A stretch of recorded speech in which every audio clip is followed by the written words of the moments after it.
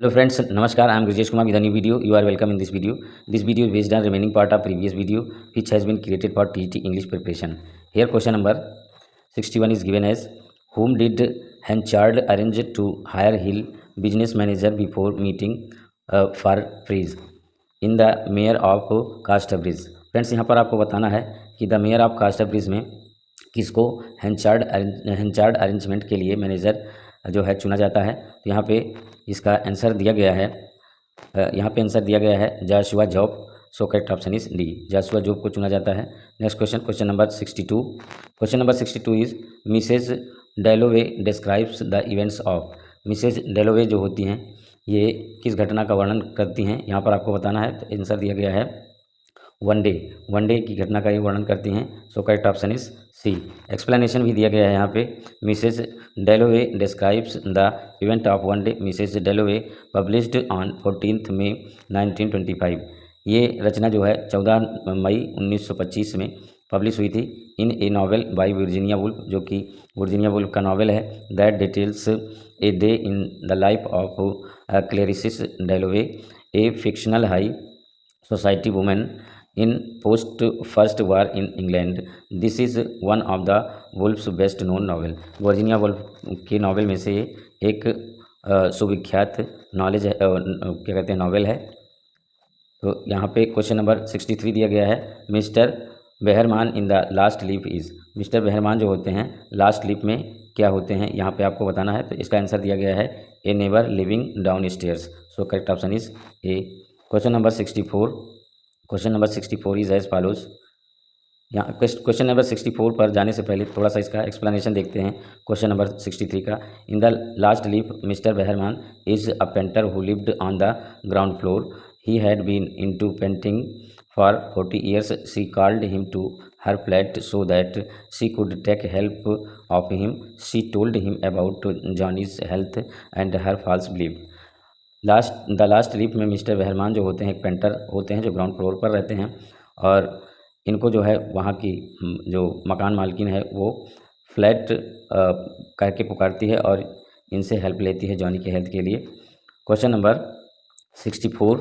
The Bennet family in Pride and Prejudice lives in dash estate. यहाँ पर खाली स्थान में आपको इससे रिलेटेड वर्ड भरना है. इसका यहाँ पे वर्ड दिया गया है long born.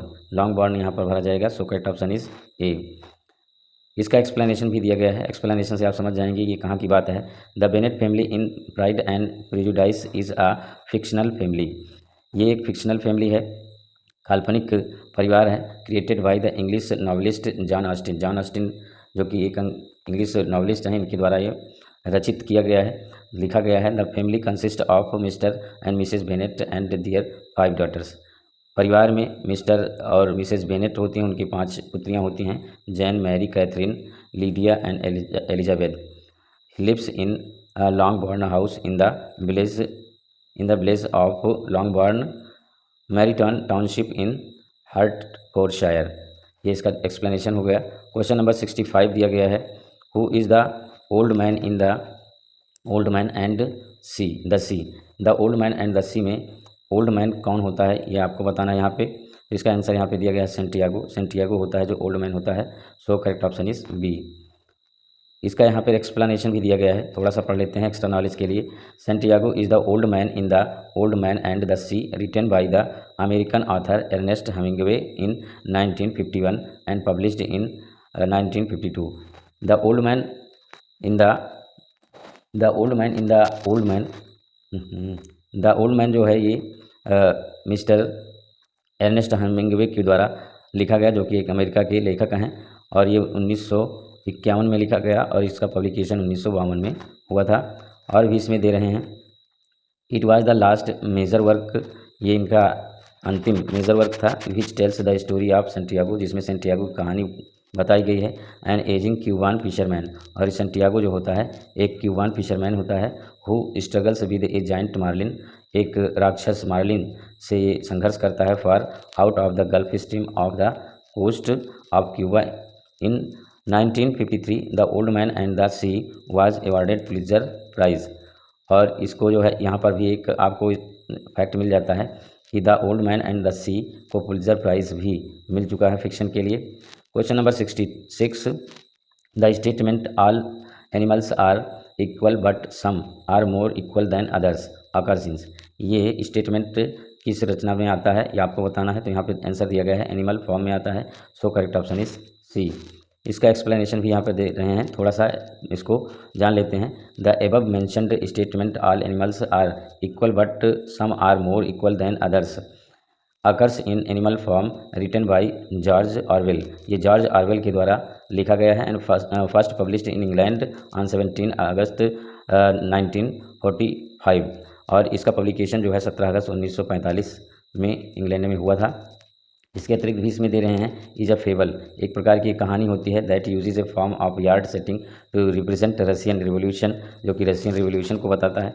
The book tells the story of a group of farm animals who rebel against their human farmer hoping to create a society where the animals can be equal free and happy, ये इसका जो है explanation है।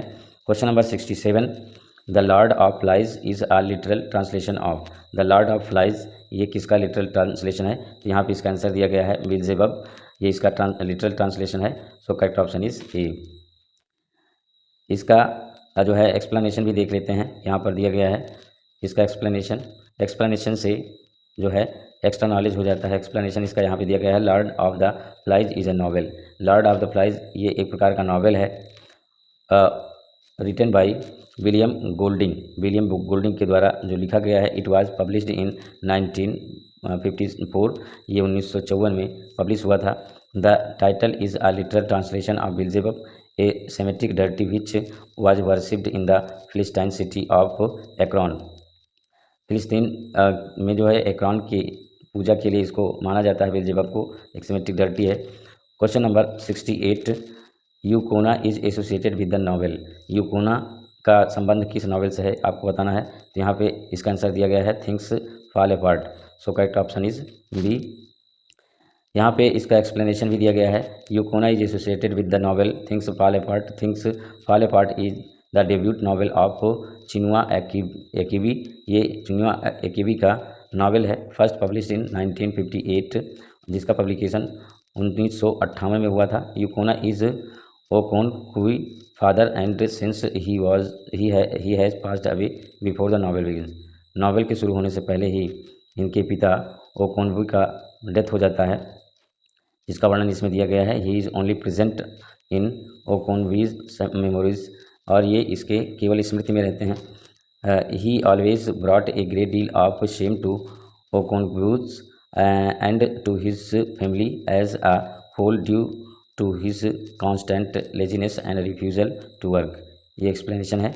Question number 69 is choose the best alternative which expresses the meaning of underlined phrase what act you on to become A social worker, यहाँ पर ये एक idiom दिया गया है एक्ट यू ऑन, ये एक्ट जो दिया गया है ये क्या बताता है, इसकी क्या मीनिंग है यहाँ पर आपको बताना है।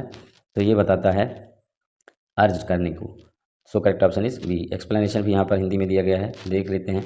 वाक्य में प्रयुक्त रेखांकित मुहावरा इडियम एक्ट यू ऑन का आशय है किसी को किसी कार्य को करने हेतु आग्रह करना या उकसाना, ये आग्रह करना या उकसाने के लिए जो है यूज़ किया जाता है। Question number 70 is Rangamma in Kanthapura organises the women and calls this group, Rangamma जो कि कांथापुरा की घटना है, इसको क्या, इस ग्रुप को क्या नाम दिया गया है यहाँ पे बताना है। तो यहाँ पे दिया गया है महिला संघ, so correct option is B. यहाँ पे इसका एक्सप्लेनेशन भी दिया गया है, थोड़ा सा इसको देखते हैं एक्स्ट्रा नॉलेज के लिए। Rangamma in Kanthapura organises the women and calls this group Sevika Sangh, इसका यहाँ पे आंसर दिया गया है, मैंने यहाँ पर आपको गलत बता दिया है, हाँ ये जो है गलत है, सेविका संघ इसका नाम दिया गया है। फ्रेंड्स कभी कभी कन्फ्यूजन हो जाता है, टू एयर इज़ ह्यूमन ऐसा कहा जाता है, टू एयर इज़ ह्यूमन, तो इसके लिए आपसे माफ़ी चाहूँगा मैं, आई अपोलोगाइज फॉर दिस। इसका जो एक्सप्लेनेशन दिया गया है पूरा करते हैं। Kanthapura the best known novel, Kanthapura जो है एक नावल है जो कि राजा राव के द्वारा 1938 में लिखा गया था। इसमें साउथ इंडियन विलेज जिसका कांथापुरा नाम होता है इसका वर्णन किया गया है। The novel is narrated in the form of Sthala Purana, Sthala पुराण से ये इसकी स्टोरी ली गई है। By an old women of village Achakka, Achakka नामक जो है गांव की कहानी है इसमें। क्वेश्चन नंबर 71 टू 75 के लिए यहाँ पर डायरेक्शन दिया गया है, थोड़ा सा इसको जूम इन करते हैं। यस, यहाँ पे दिया गया है read the following passage carefully and answer the questions that follow. यहाँ पर एक पैसेज दिया गया है फ्रेंड्स, चाहे तो आप इसकी स्क्रीनशॉट ले सकते हैं और उसके बाद इससे रिलेटेड क्वेश्चन पूछे गए हैं जिसका आंसर आपको ऑप्शन से देना है। पैसेज थोड़ा लंबा है, ये इतना लंबा पैसेज है। चलिए सीधा क्वेश्चन पर चलते हैं। यहाँ क्वेश्चन नंबर 71 दिया गया है, to express the expression customs and ceremonies means.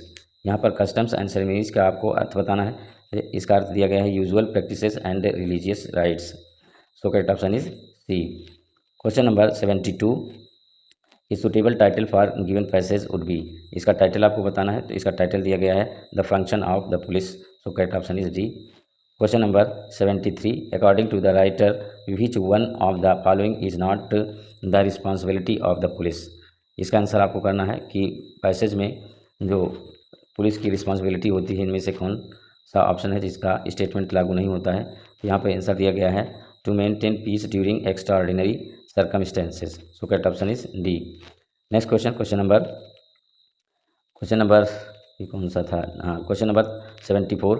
Question number 74 is given here as which is as follows, which of the following reflect the main thrust of passage. Passage के अनुसार इसमें main thrust क्या है, विश्वास क्या है, ये आपको बताना है। तो इसका आंसर यहाँ पे दिया गया है it discusses the role of the army and police in different circumstances. So correct option is C. Next question, question number 75। Question number 75 is out of the following which one has the opposite meaning to the word restraint in the passage. Passage में word आया है restraint, इसका आपको opposite बताना है। इसका opposite दिया गया है एक्सीलरेटेड।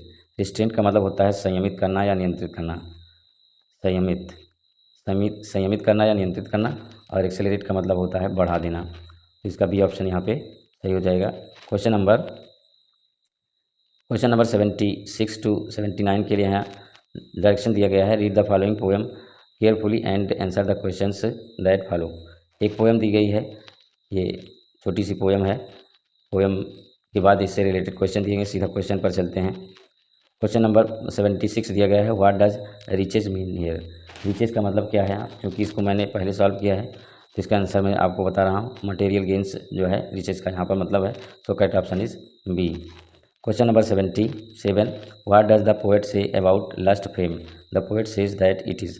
लस्ट फेम के विषय में पोएट क्या कहता है, तो लस्ट फेम का यहाँ पे जो है मतलब कभी नहीं बताया है। ट्रांजिटरी, ट्रांजिटरी का मतलब होता है क्षणिक। ट्रांजिटरी का मतलब क्या होता है, क्षणिक, जो बहुत ही कम समय के लिए हो। So correct option is C. Next question, question number 78। Question number 78 is given here. Yes, question number 78 is according to the poem the men desire wealth and fame but the poet gives no importance to any of these objects. The poets praise God to permit her to have a free soul because she is dissatisfied with the present. यहाँ पर ये जो है क्या बता रहा हूँ, हाँ एक्सप्लेनेशन मैंने बता दिया। तो यहाँ पे दिया गया है what is the condition of the poet. Poet की कंडीशन बताना है, तो इसका यहाँ पर dissatisfied with present. So correct option is A. Explanation पहले ही बता दिया मैंने। क्वेश्चन नंबर 79 दिया गया है यहाँ पे what does the poet pray for. यहाँ पर पोएट किसके लिए प्रार्थना करता है, तो इसका आंसर दिया गया है liberty of soul. According to passage ये इसका आंसर हो जाएगा। So correct option is C. Question number 80। Question number 80 is which of the following is correct spelling. Correct spelling वाला वर्ड आपको बताना है। यहाँ पे दिया गया है इनक्रेडिबल। इनक्रेडिबल का मतलब होता है अविश्वसनीय या अतुल्य या फिर असंभव। सो correct option is A. Question number 81। Question number 81 is which of the following has the correct spelling. यहाँ पर भी आपको करेक्ट स्पेलिंग वाला वर्ड बताना है। यहाँ पर ऑप्शन ए में दिया गया है कोनैशर। कोनैशर की यहाँ पर मीनिंग दी गई है, थोड़ा सा इसको समझना जरूरी है क्योंकि ये इस प्रकार के शब्द अक्सर टीजीटी में पूछ लिए जाते हैं। कोनैशर की शुद्ध स्पेलिंग इसमें दी गई है जिसका मतलब होता है person who knows a lot about art, good food, music. एक ऐसा व्यक्ति जिसको कला, अच्छे खाने या संगीत के विषय में ज्ञान होता है, जिसको हम गुणक या गुणग्राही या फार्की कह सकते हैं। तो यहाँ पर इसका सी ऑप्शन सही हो जाएगा। Question number 82, find out the correctly spelled word. यहाँ पर सही स्पेलिंग वाला वर्ड बताना है, वेरी इजी है। रेस्टोरेंट की स्पेलिंग यहाँ पर पूछी गई है, तो यहाँ पे डी ऑप्शन में रेस्टोरेंट की सही स्पेलिंग दी गई है, तो correct option is D. Question तो यहाँ पे रेस्टोरेंट का अर्थ भी जान लेते हैं, वैसे बहुत आसान है, जलपान गृह, रेस्तरां या भोजनालय होता है। Question number 83, question number 83 is given here which is as follows. Question number 83, question number 83 is related to grammar, that is this question is based on grammar. Change the word grass into verb, grass को verb में change करता है, grass का grass ही होता है। Friends बहुत सारे noun word ऐसे होते हैं जो कि नाउन के रूप में और वर्ब के रूप में एक ही तरह से होते हैं, एक ही स्पेलिंग होती है, केवल सेंस के अनुसार उनका यूज़ किया जाता है। तो यहाँ पर इसका सही ऑप्शन सी हो जाएगा। एक्सप्लेनेशन भी दिया गया है बहुत अच्छे से यहाँ पर। ग्रास नाउन व वर्ब दोनों है। ग्रास नाउन घास का मैदान होता है, चारागाह होता है। ग्रास चराना, घास से ढकना या सूचना देना होता है। ग्रास लैंड इसी से बना हुआ है, जंगली घास वाला खुला मैदान होता है। ग्रास हॉपर टिड्डा बना है इसी से। और इस अतिरिक्त वर्ड भी दिया गया है ग्रेस, ग्रेस का मतलब होता है चराना, घास चराने के लिए होता है, चरने के लिए भी होता है। ये दोनों प्रकार से यूज़ किया जाता है। Question number 84, which of the following is a noun of condemned. Condemned का मतलब होता है आलोचना करना, आलोचना करना इसका हिंदी में अर्थ होता है आलोचना करना। इसकी यहाँ पर आपको नाउन बतानी है, तो कंडेमनेशन इसका दिया गया है। कंडेमनेशन इसका नाउन वर्ड होता है, जिसका मतलब होता है तीव्र निंदा करना, तीव्र निंदा या निंदा प्रस्ताव, किसी को दोषी या अपराधी ठहराने की क्रिया होती है। Question number 85, which of the following is the verb of eternal. Eternal का यहाँ पर जो है आपको मतलब बताना है। इटर्नल शब्द यहाँ पर दिया गया है, इटर्नलाइज अंदरूनी इसका मतलब होता है, so correct option is B. एक प्रकार के एडजेक्टिव होता है। और इससे रिलेटेड यहाँ पर एक्सप्लेनेशन भी दिया गया है, इंटरवेंशन हस्तक्षेप करना। तो बढ़ते हैं क्वेश्चन नंबर 86 की तरफ। Punctuate the following sentence correctly. Man में कम एंड मैन में go but I go on for ever. यहाँ पर जो स्मॉल लेटर दिए गए हैं ये कैपिटल हो जाएंगे, और जो यहाँ पर फुल स्टॉप नहीं लगा है फुल स्टॉप लग जाएगा। तो इस प्रकार से मैन में कम एंड मैन में go but I go on for ever, ये सही हो जाएगा। So correct option is A. Next question, question number 87, question number 87 is given here. Yes, question number 87 is also based on punctuation. Punctuate the following sentence correctly. I therefore request to grant me leave. Friends यहाँ पर जो है इसका answer दिया गया है, I therefore request to grant me leave। यहाँ पे ये इसका आंसर सही हो जाएगा, यहाँ ये ऑप्शन सही हो जाएगा। आपको पता है देर के पहले देर के बाद में कॉमा लगाया जाता है। Question number 88 is also based on punctuation. Punctuate the following sentence. I like all things good and bad, beautiful and ugly, dark and bright. सिर्फ कॉमा का यूज़ करके जो है इसको आपको पंक्चुएट कर देना है, बाकी इसमें ज़्यादा कुछ नहीं है। यहाँ पर ये ऑप्शन बताया जा रहा है कि सही है। I like all things good and bad, beautiful and ugly, dark and bright. इस प्रकार से इसका आंसर हो जाएगा। Question number 89, choose the correct plural form of the following. यहाँ पर आपको इसका प्लूरल फॉर्म बताना है, तो आंसर दिया गया है मैन सर्वेंट्स। मैन सर्वेंट्स यहाँ पर दिया गया है, प्लूरल फॉर्म में ये है। बाकी जो यहाँ पे शब्द दिए गए हैं मैन सर्वेंट, ये सब गलत सेंस में है। इससे रिलेटेड यहाँ पर एक्सप्लेनेशन दिया गया है, जिसमें अतिरिक्त जानकारी मिल जाएगी आपको। ये टेबल बना के दिया गया है, सिंगुलर और प्लूरल बहुत ही काम का ये जो है हो सकता है आपके लिए। मैन डॉक्टर का प्लूरल होता है मैन डॉक्टर्स, वुमेन ड्राइवर का वुमेन ड्राइवर्स, और वुमेन सोल्जर का वुमेन सोल्जर्स, मैन ड्राइवर का मैन ड्राइवर्स। फ्रेंड्स कुछ ऐसे नाउन वर्ड होते हैं जिनका प्लूरल बनाने के लिए जो संयुग्मी शब्द होते हैं दोनों तरफ प्लूरल बनाया जाता है, उसी पर बेस्ड है ये। Question number 90 and last question of this video. I will continue creating videos based on TET English preparation if you support me by subscribing my channel. Question number 90 is choose the correct sentence from the following। ये form नहीं बल्कि from होना चाहिए मेरे हिसाब से। From the following, निम्नलिखित में से करेक्ट सेंटेंस, यानी कि ये सिंटैक्स पर बेस्ड है, तो यहाँ पर आपको करेक्ट सेंटेंस बताना है। तो इसके लिए करेक्ट सेंटेंस हो जाएगा I am obliged to you for this good turn. So correct option is B. Friends आज के वीडियो में बस इतना ही। मैं आगे भी वीडियो क्रिएट करता रहूँगा TGT के लिए। यदि आप मुझे सपोर्ट करते हैं, मेरे चैनल को सपोर्ट करते हैं, तो मैं वीडियोस क्रिएट करता रहूँगा। और नहीं भी करेंगे तो तब भी मैं वीडियो क्रिएट करता रहूँगा। ये तो आपकी महानता है कि आप मुझे सपोर्ट करें ताकि आपको इसका नोटिफिकेशन तुरंत मिल जाए, टाइम पर मिल जाए। Thank you for watching this video and sharing your valuable time for watching this video. Thanks very much.